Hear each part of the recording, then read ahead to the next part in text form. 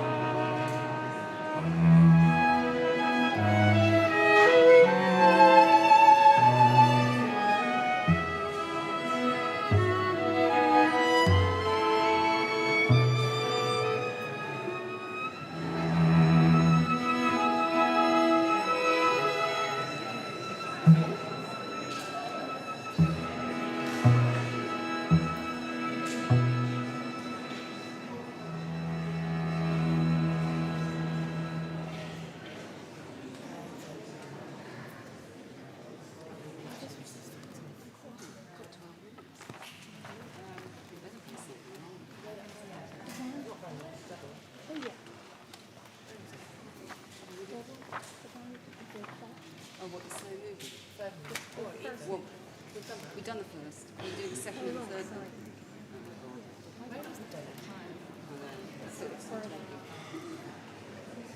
Which one are you doing? Well, should we start with the second? Yeah, the slow movement. Wait a minute. That might take us up to the end. There's my excuse. My hand is like wow, chowder. I haven't found it yet, so we have to wait. Keep going.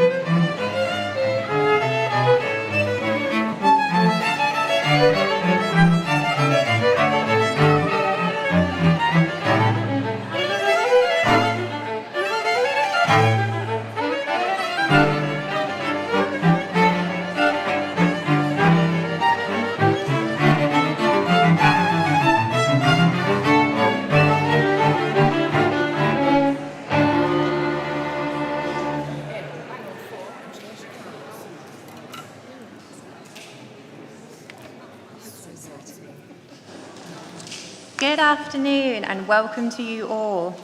The ceremony will begin in just a few minutes. The procession are on their way, but before that I have a few obligatory notices. Please ensure all mobile phones are on silent, switched to flight mode or switched off. No personal photography or filmography is permitted during the ceremony, and this is due to data protection. Professional photographs are available to purchase, and a stream of the event is available on YouTube. Professional photographs will therefore be taken throughout the ceremony. If there is anybody who does not consent to their photo being taken today and used for publicity purposes, please let a marshal know. In the extremely unlikely event that we need to exit the building in a hurry, please remain calm and seated. Marshals will assist you in exiting the building. For staff on stage, we have a fire exit To the left of the altar through the vestry. For people to my right, please enter through the back door there. People to my left, please exit through the door you came in. Please wait to be directed by our marshals. When the ceremony has finished, the procession will leave the church and you will all be asked to stand. The procession will be followed by the graduates, our university guests, and then the rest of our guests will be asked to follow. Please follow as directed by marshals. If children become unsettled or disruptive during the ceremony, they will be asked to leave the church. Finally, to our graduands, may I be the first to congratulate you on your achievement. When your name is called, please step onto the stage, shake the Chancellor's hand, look to your left where your photo will be taken, just like that. And then when you leave the stage, head all the way to the back of the church where our marshals will take you back to a seat. Thank you all very much for listening. Please enjoy the ceremony and your day. Can I ask that you please stand for the procession?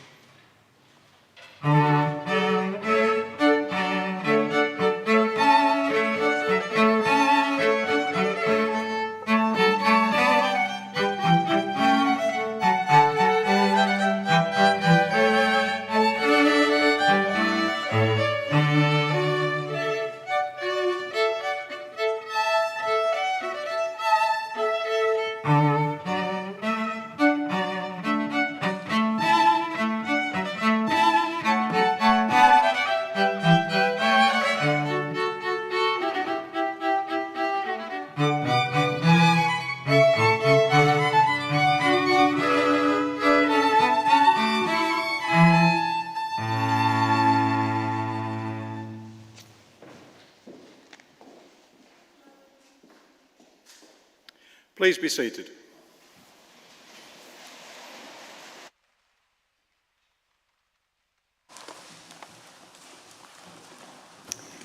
Good afternoon, everyone. As Chancellor of the University, it's my great pleasure to welcome you on behalf of the University to this ceremony for the conferment of degrees in this very special year for the University, because it is the 40th anniversary of the granting of the Royal Charter to the University, which made us the University of Buckingham 10 years before we had started life as the University College at Buckingham.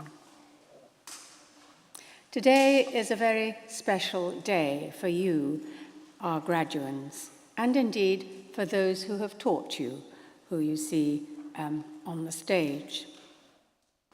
Attaining your degree from the University of Buckingham is a real achievement and something of which you will always be proud. You have enjoyed the benefits of a very high standard, an unusually high standard of teaching from dedicated staff, and I know you will have studied hard to achieve your goals. I know that some of you will have done most of your work not in this lovely market town, but in other places. But I hope you've managed to take some opportunities to be part of the diverse and multicultural student body, which will have introduced you to people, experiences, traditions, cultures, and friends from across the world. You are the latest in a long and lengthening line of distinguished graduates from the University of Buckingham. As you look back on your time here and remember the support and encouragement you received, we hope you will act as ambassadors for your university and continue to burnish our outstanding reputation. I congratulate each and every one of you and wish you every good fortune in your chosen careers and future lives. Thank you.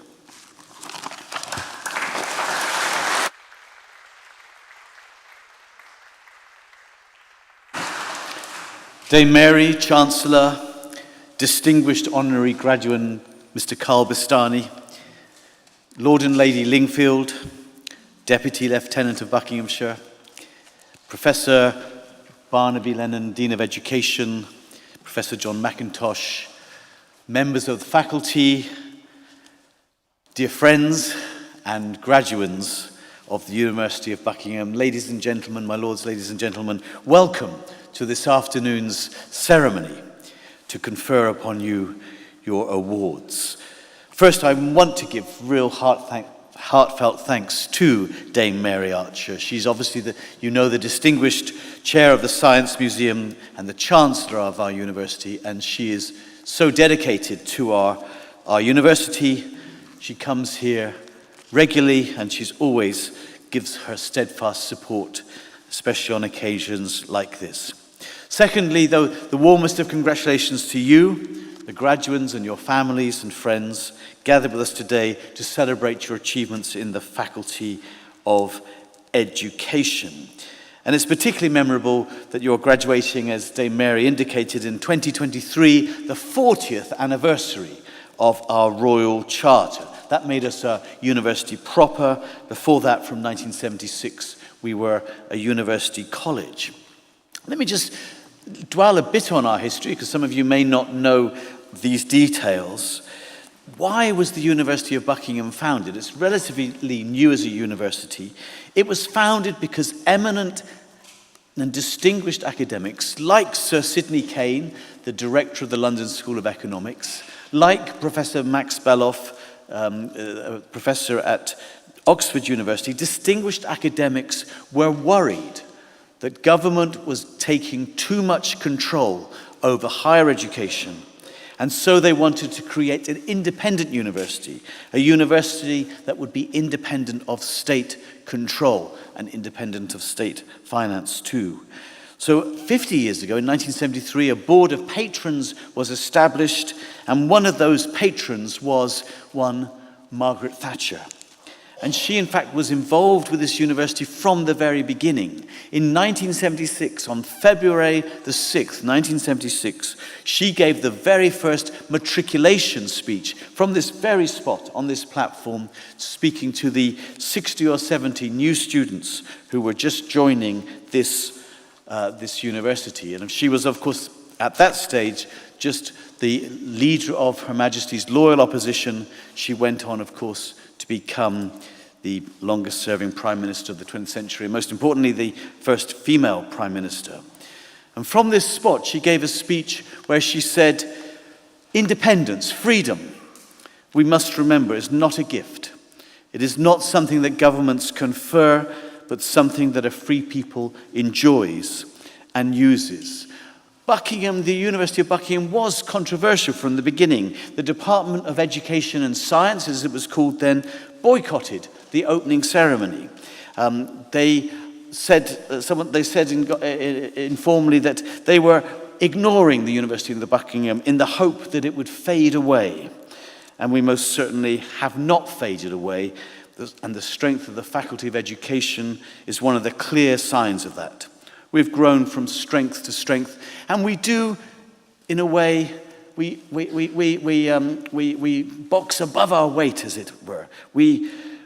Only this week, the Deputy Prime Minister, the Right Honourable Oliver Dowden MP, hosted a reception for the University of Buckingham in the gardens of number 10 Downing Street, and particularly to celebrate our Royal Charter, but also because we are a university that treasures and values free speech and academic freedom, of course, within the context of academic excellence. In this age of cancellation culture and trigger warnings, our university is a safe space for debate. We celebrate free speech as the cornerstone of a genuinely inclusive environment, and the latest public endorsement of this is being placed first in the National Student Survey, first for freedom of expression, for free speech in this year's rankings. So this special service today is to confer degrees and certificates in education, and that's particularly exciting to me because my life's work has been as you are, in education, from being a teacher to the position I have now. And someone said it might be helpful just to give you a few of the highlights, because we can always gauge ourselves against things that others have done, and maybe I can help inspire you, as indeed will our honorary doctorate in a moment inspire you with possibilities. So I was a secondary school mathematics teacher, and then in Zimbabwe I spent 3 years teaching there before returning to England, teaching some more, and then working at the NFER. You know the NFER, the National Foundation for Educational Research. Then I did my PhD at the UCL Institute of Education. But by my late 30s, I was a youngish professor at Newcastle University in education policy, but there was a severe disconnect in my life. I'd become an expert on private education, but everyone knew that private education was for the privileged. But I wanted my life to be serving the poor. So someone who wanted to serve the poor was an expert in private education, which everyone knew was not about the poor. So how to square that circle? And it did happen for me. It happened for me. My moment of epiphany was on January the 26th. I remember the date, January the 26th, 2000, when I was doing consultancy work on private education for the privileged. And I had a day off. I went into the slums of the old city of Hyderabad, with a hunch about what I might find. I went down alleyway after alleyway, and then, eureka, I heard children chanting in unison, and following their voices, I located a small school in a house. It was a low-cost private school, a private school for the poor. Then I found another, and soon I was connected to 500 of these low-cost private schools in Hyderabad. I went back to my upmarket hotel room. The different parts of my life could fit together after all. I was an expert in private education, and it seemed to me private education could be as much about the poor and disadvantaged as about anyone else. And so my life's work then for the last 20 years with research grants from various organizations, I studied this phenomenon of low-cost private education in some of the world's poorest slums and some of the world's difficult places, Sierra Leone, Liberia, South Sudan, Somalia, the murder capital of the world, Tegucigalpa in Honduras, and so on. It's been an immensely rewarding career. But here are a few lessons. Let me just give you 3 general lessons I've learned that may be interesting to you in your career. First, sometimes finding what you want to do can come quite late. I was 40 on that momentous day for me in Hyderabad. I was 40 years old before I discovered what I wanted to do. And I'd found interesting areas before that, but I always felt there was something waiting for me to embrace. If you feel like that, don't settle for second best. Get that thing that really is grabbing you, that you really want to do. But second, and it's slightly contradictory with that first one, but secondly, be aware of time. When you are young, and everyone here is younger than me, it seems as though life can go on forever. Life is stretching out ahead. But when you look back on your life, as I'm doing now for this purpose, it all seems so short. And I'm going to show my age, but a track from Pink Floyd's Dark Side of the Moon really captures it for me. You know that track Time? It begins ticking away the moments that make up a dull day. You fritter and waste the hours in an offhand way. But then it goes on, and you are young, and life is long, and there is time to kill today. And then one day you'll find 10 years have got behind you. No one told you when to run. You missed the starting gun. Don't miss the starting gun, but more importantly, recognize that it's you who have to fire the starting gun. It's you who are in control of not wasting your time. But thirdly, do live with being happy as one of your, not goals, but one of your achievements. And I love the quote from John Lennon on this matter. John Lennon, who was tragically murdered when he was 40, told the story, "When I was 5 years old, my mother always told me that happiness was the key to life. So when I went to school, they asked me to write something, what do I want to be when I grow up? And I wrote down happy. They told me I didn't understand the question. Now I realize they didn't understand life. And finally, on understanding life and working in education, which above all is relevant to this, do try to change the world. That desire doesn't necessarily leave you as you grow older. It certainly hasn't for me. We want to make changes in the world for the better, to leave it a better place than when we found it. And on this, Mahatma Gandhi famously told us to first be the change that you wish to see in the world. We must reflect on who we are and what we can need to change about ourselves before we attempt to change the world. But by doing so, we can change the world. Jordan Peterson, the Canadian psychologist and somewhat controversial social commentator, said to young people and young men in particular, you've got to clean your rooms before you try and do anything else. If you can't even clean up your own room, who on earth are you to give advice to the world? I think it's the same principle that Mahatma Gandhi was talking about. Look, it's wonderful to share this with you, this ceremony with you. Soon, at the end of this, you will be alumni of the University of Buckingham. And I want you to hold our motto in your heads, Alice volans proprius in Latin, flying on your own wings. I want to feel proud, I do feel proud, that we have given you wings to fly as graduates, soon to be graduates of the university. But someone once said, yes, wings are something, but roots are good too. And I want us to be part of your roots too. I want you to feel that Buckingham is part of where you belong, both physically and metaphorically. I wish you well for the next stages of your lives. Let's look forward together to keeping in touch. I shall meet many of you, I hope, on the Balaf lawn in that very, very warm marquee there in a moment. Some of you are fanning now. You'll need more than a fan in that marquee in a moment. But I look forward to meeting you in a moment, but most of all, to keeping in touch as you progress through your careers, and I continue to watch from a distance and want to know how you're doing. So thank you very much for coming today. Thank you.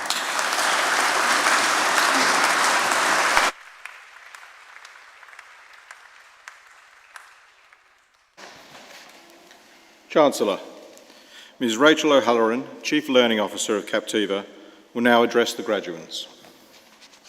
Thank you. Good afternoon, everyone. We started together in 2020 on this apprenticeship and master's journey, all of us, including me, taking a step into the unknown, a leap of faith with the NCE.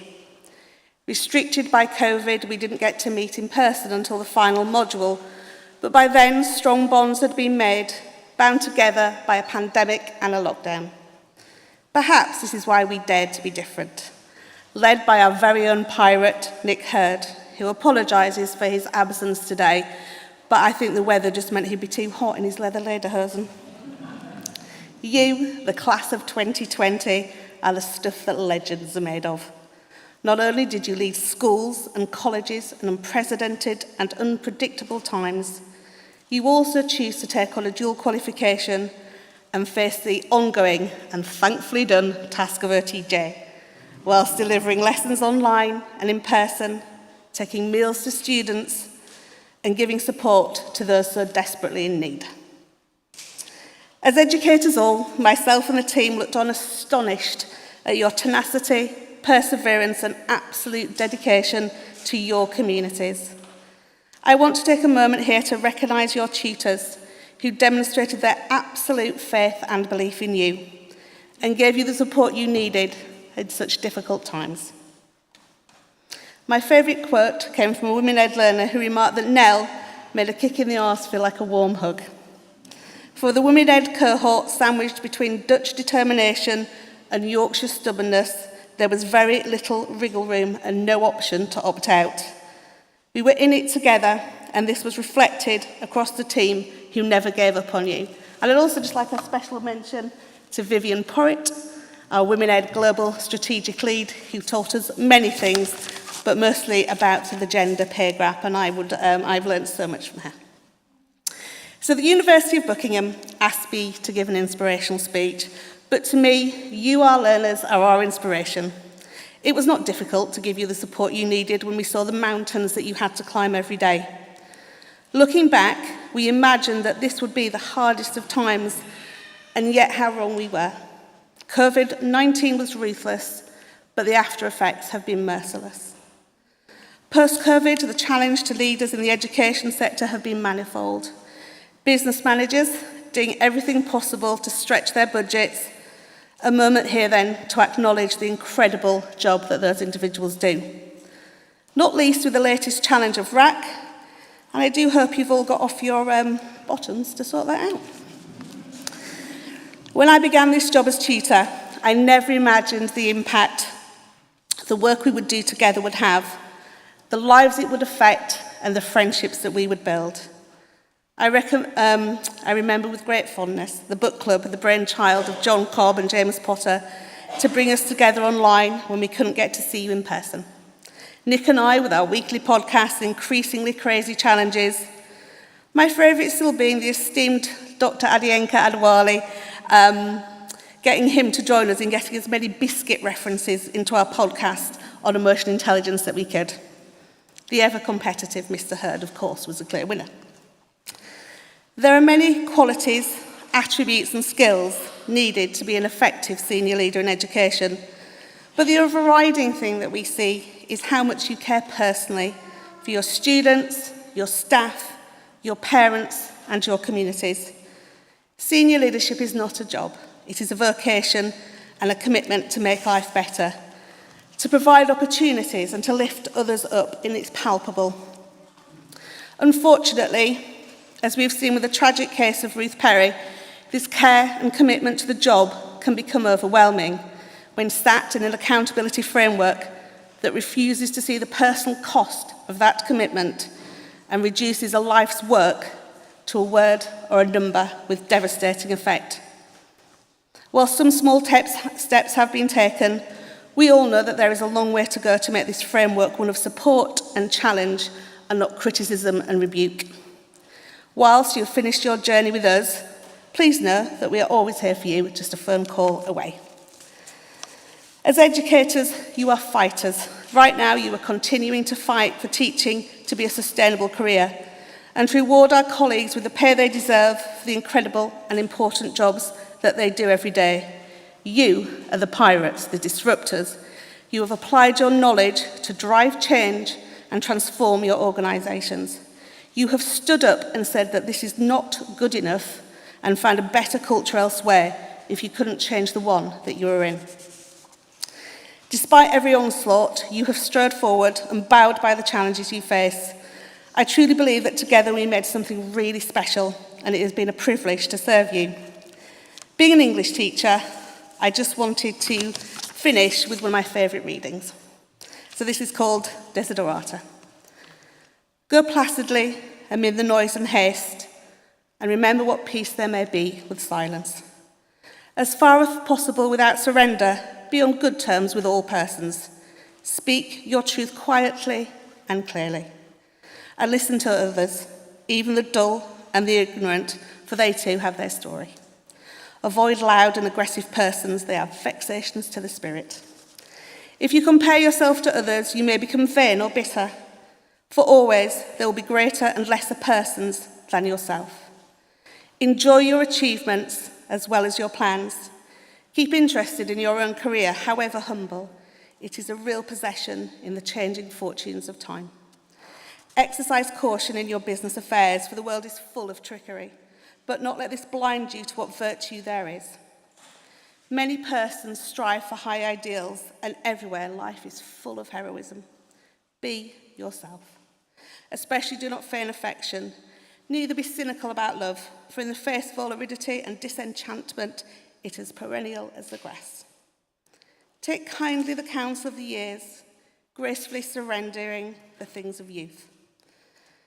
Nurture strength of spirit to shield you in sudden misfortune, but do not distress yourself with dark imaginings. Many fears are born of fatigue and loneliness. Beyond a wholesome disciple, be gentle with yourself. You are a child of the universe, no less than the trees or the stars. You have a right to be here. And whether or not it is clear to you, no doubt the universe is unfolding as it should. Therefore, be at peace with God, whatever you conceive him to be. And whatever your labours and aspirations in the noisy confusion of life, keep peace in your soul. With all its sham, drudgery and broken dreams, it is still a beautiful world. Be cheerful, strive to be happy.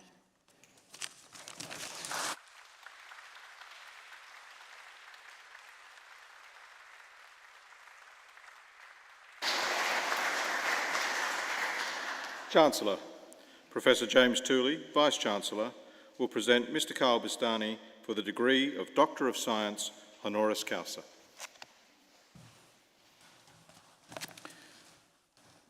Chancellor, I present to you Karl Bistani, who is a brilliant and exceptional educator and leader, the president and chairman of a large global education company called SABIS that spans the world.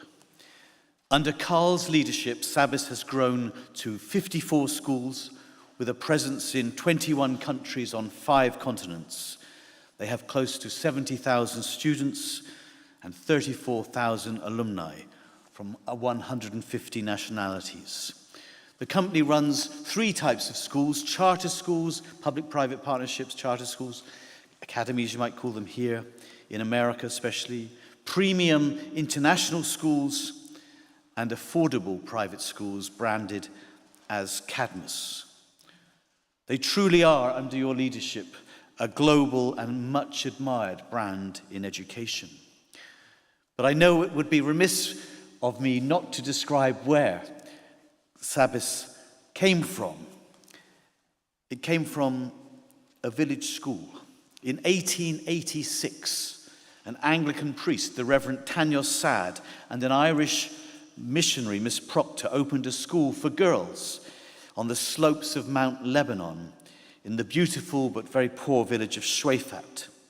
Indeed, it was in an abandoned silk mill that they opened the school. The school opened with 28 girls, and for 50 years, the Reverend Sad ran the school before handing it over to his son, Charles, who took it over in 1942. 3 years later, he married Layla. Keep that name in your mind, Layla, who at 18 years old was some 25 years his junior.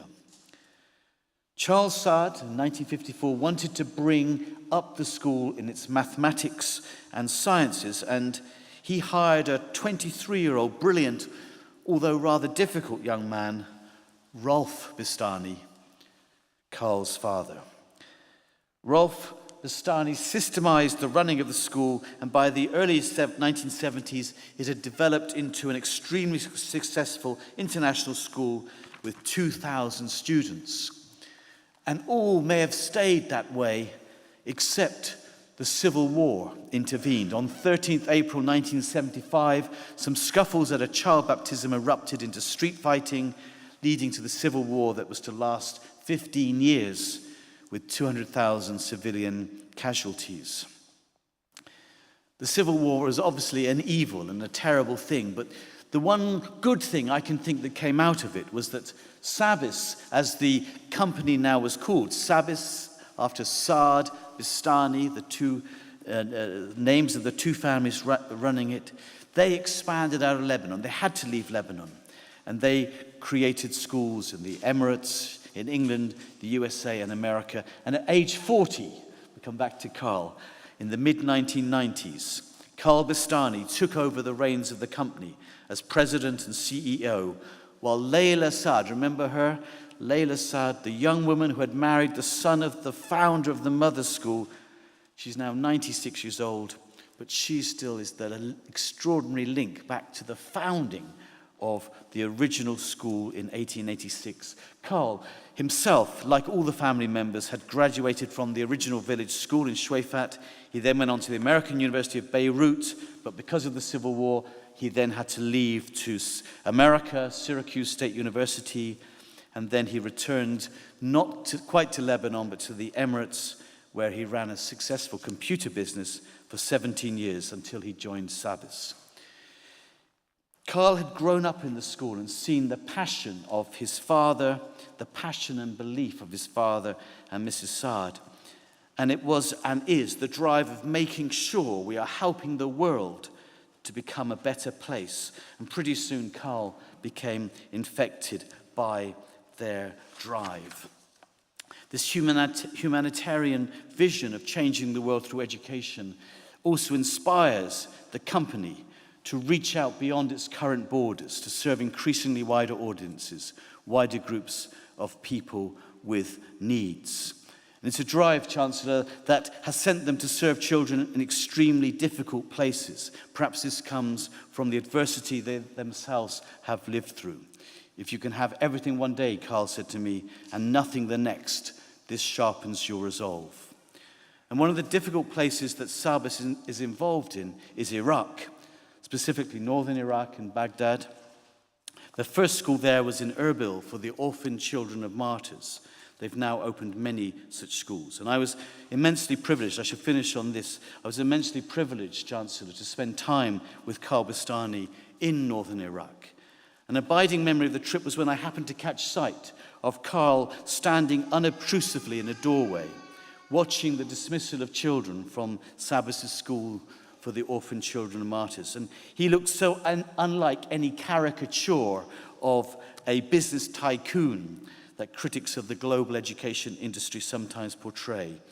I thought of how a man in his position doesn't need to be getting up at the crack of dawn, traveling thousands of miles to help solve the problems of children like these. Clearly and above all, he loved the challenge of seeing how he could serve disadvantaged children in distant and difficult places like Iraq. On my last night with him over a wrap-up dinner, I told him I'd seen him watching the children leave the school. And he said, "Did you see their faces? They were smiling, orderly, waving. If you told me I want to buy that moment, I can't put a price on it. I can't tell you it's worth $1 million or $10 million. It's priceless." Chancellor, we are so pleased that Carl Bastani has accepted this honorary degree to celebrate the work that he has accomplished. He is much deserving of the honorary doctorate, and I hand him over to you, Dame Mary, to award the degree.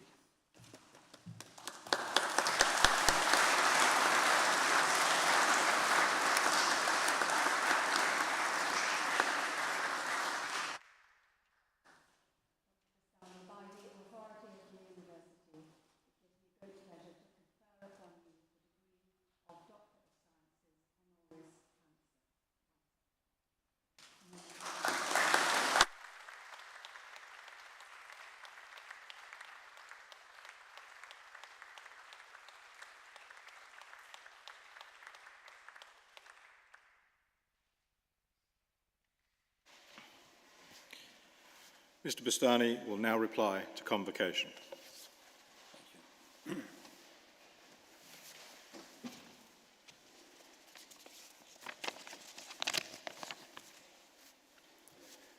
Chancellor Dame Archer, Vice-Chancellor Professor Tooley, esteemed faculty members, distinguished guests, and fellow graduates.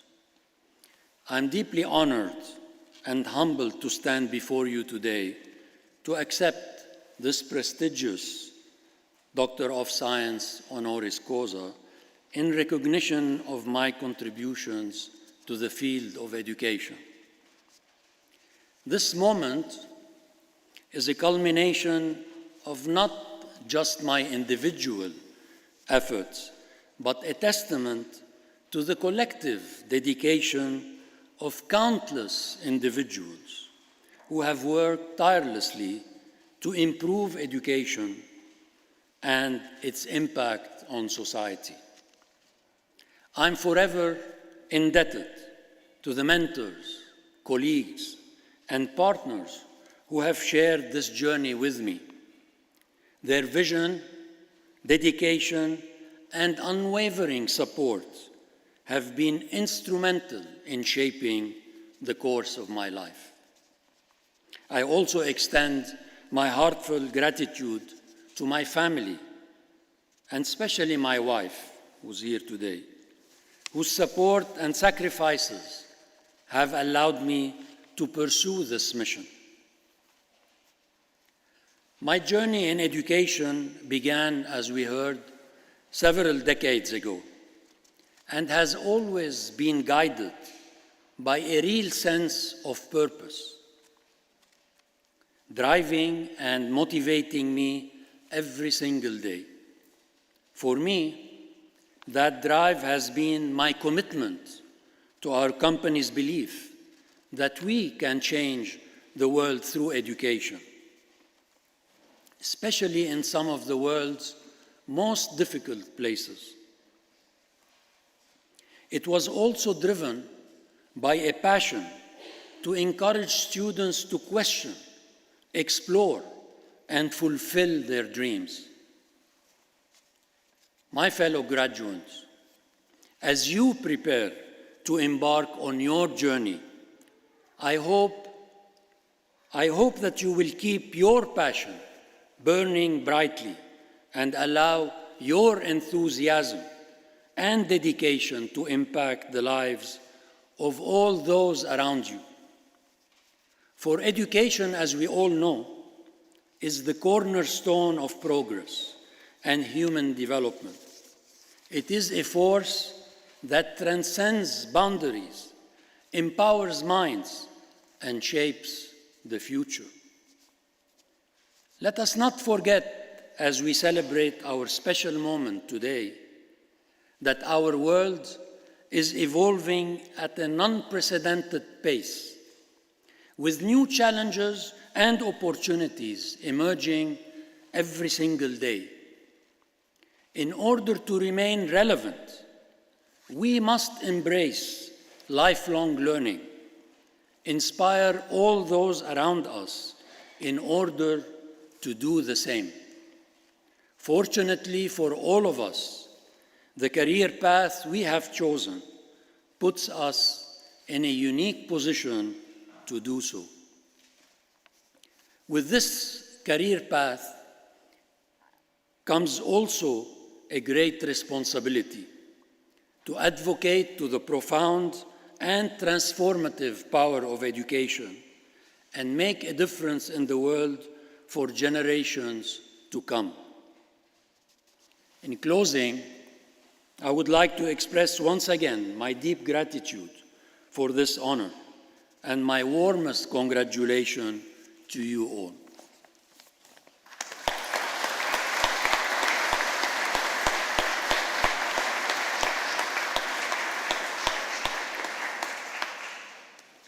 Chancellor, I call upon Professor Barnaby Lennon, Dean of the Faculty of Education, to present candidates for awards of the University of Buckingham in education. Chancellor, I present to you the graduates in education.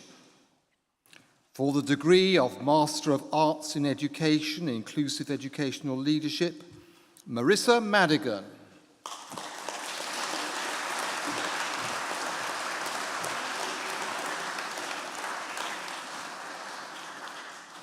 For the degree of Master of Arts in Mentoring, Craig Nevard with distinction.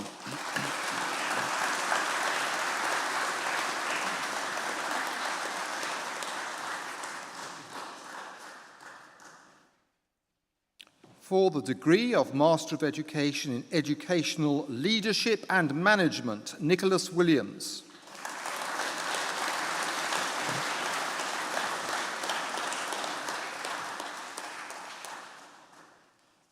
For the award of Postgraduate Certificate in Education, Moses Fakotu with distinction.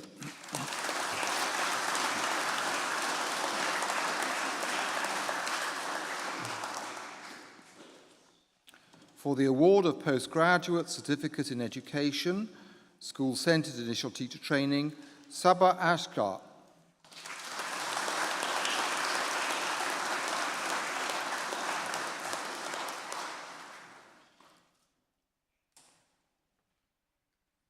Sinead Farrell with distinction.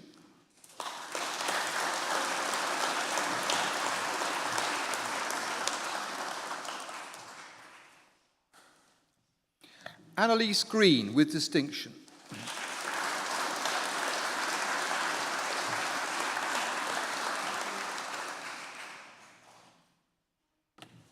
Bethany Hopkins with distinction.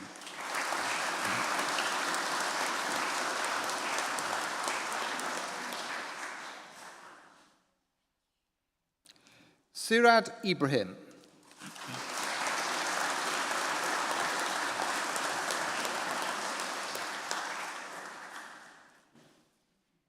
Toby Rogers.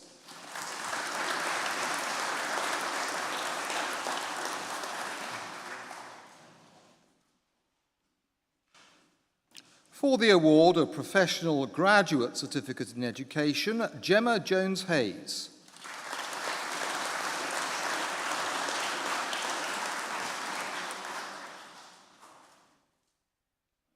Zunaira Riaz.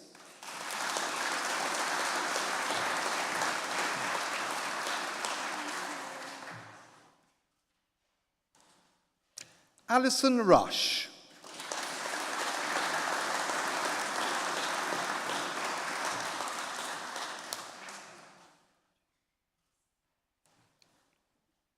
For the award of the Postgraduate Certificate in Education with Qualified Teacher Status, Simone Anna Arajian with distinction.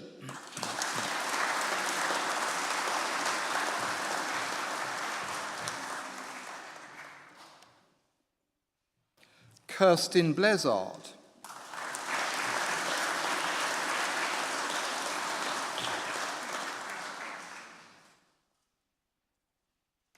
Sean Dryden with distinction.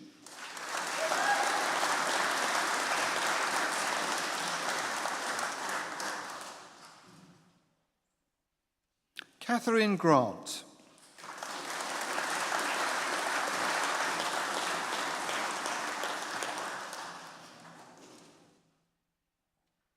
Salome Gruvier with distinction.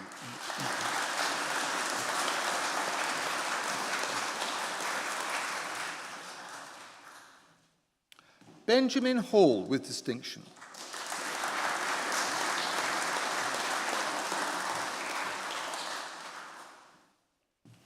Catherine Hickman with distinction.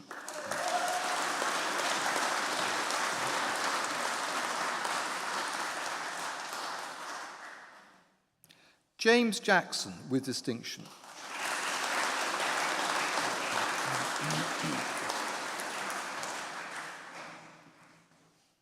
Danielle Johnston with distinction.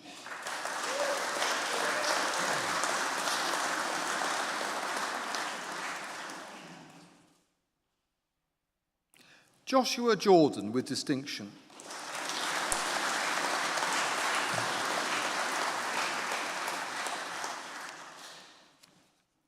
Joseph Ruan with distinction.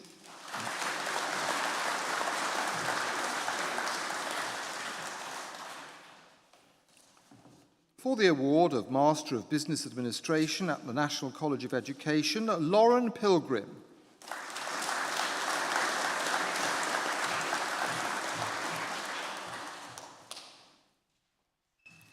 Wahid Zaman.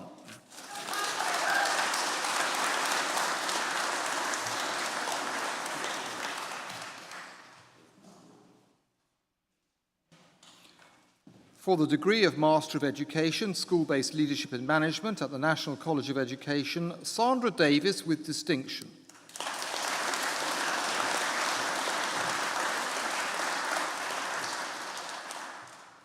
Shirley Drummond.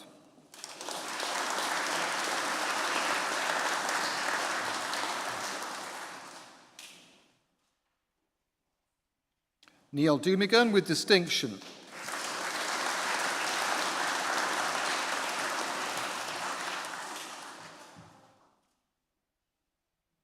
Catherine Finch.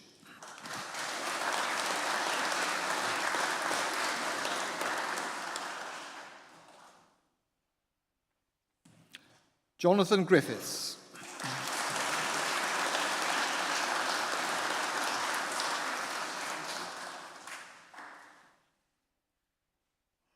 Emma Hunston with distinction.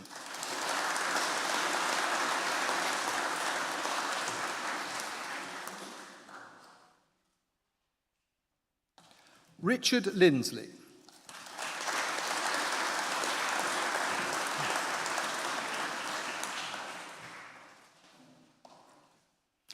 Christiane Marley.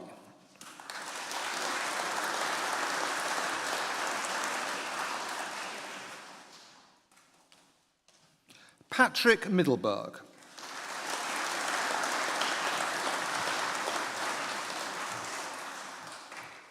Chidem Murat with distinction.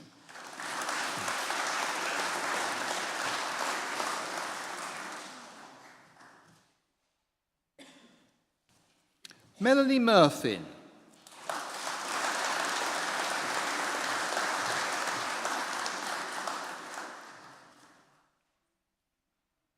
Patience Nenga.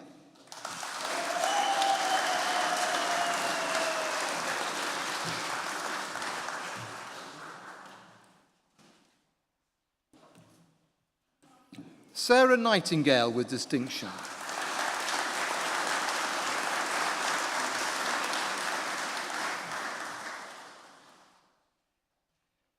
Ikechukwu Oki.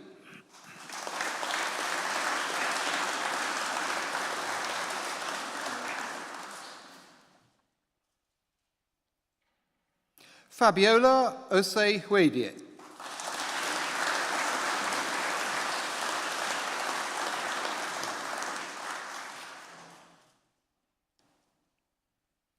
Gay Patel.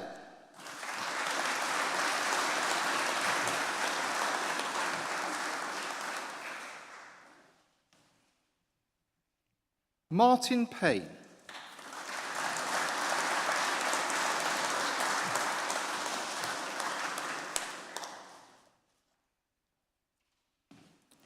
Rachel Pennock.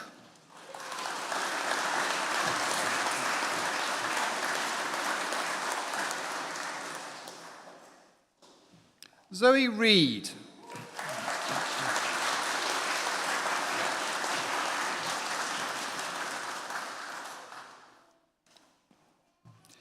Jack Reynolds with distinction.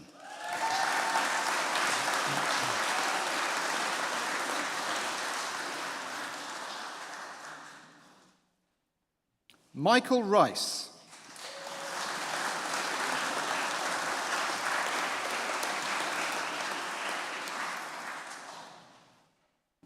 Colin Samuels.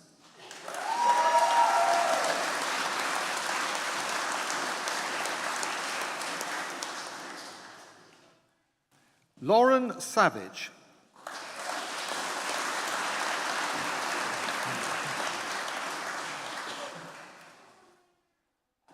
Shirley C. Ahmed.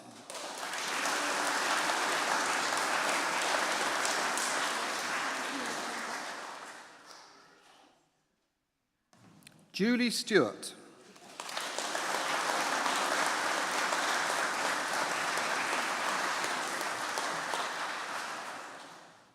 Gary Stretfield.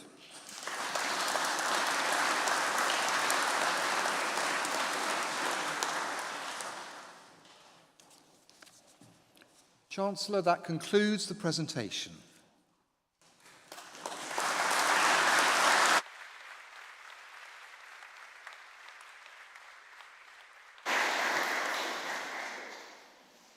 The Vice-Chancellor will now address convocation.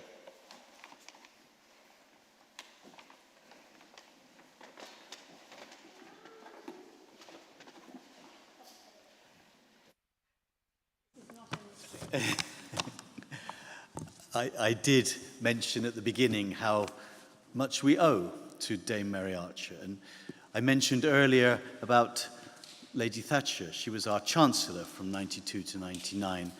And we have a saying that Buckingham loved Margaret Thatcher and she loved us. But this is equally true. Buckingham loves Dame Mary Archer. She really is so good. She works so hard for us. She's always there for us. She's been through the rough patches when we had lockdown and all the rest of it. And she stands by us to this day. So I just want to interrupt the flow of the proceedings, if you can indulge me, just by saying to Dame Mary, thank you. Thank you from the bottom of our hearts.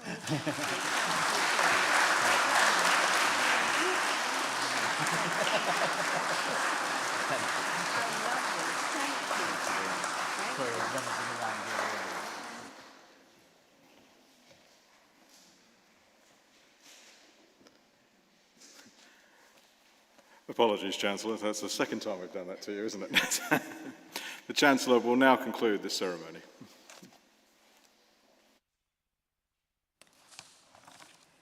Well, thank you, Vice-Chancellor, for that unscheduled, in my script at any rate, intermission. I am very honoured and pleased to be Chancellor of this unique and distinguished university, and I have to say, on a personal level, how proud I am to stand here in the Chancellor's robe as worn by Margaret Thatcher on this very spot, graduating not exactly the same students, but the latest in a long and distinguished line of graduands and graduates of the university. So thank you so much. As the Registrar has said, this ceremony is now drawing towards its close. May I again congratulate all our new graduates, and wish you all good fortune in the next stage of your careers. As you leave the university, you will take with you, wherever you go and throughout your life, the knowledge you've acquired here of educational theory and practice, equipped now with the skills and knowledge to rescue young minds from the pain and tyranny of ignorance, helping them to fly on their own wings, just as you and the university fly on our own wings. May I also say what a pleasure and privilege it was for me to confer an honorary doctorate on Karl Bistani, whose energy and transformative vision has done so much for education globally. Thank you for being with us this afternoon. Thank you to friends and family. We're now going to go down to the Beloff lawn for a cool drink, and I look forward to seeing you all there. This ceremony is now concluded.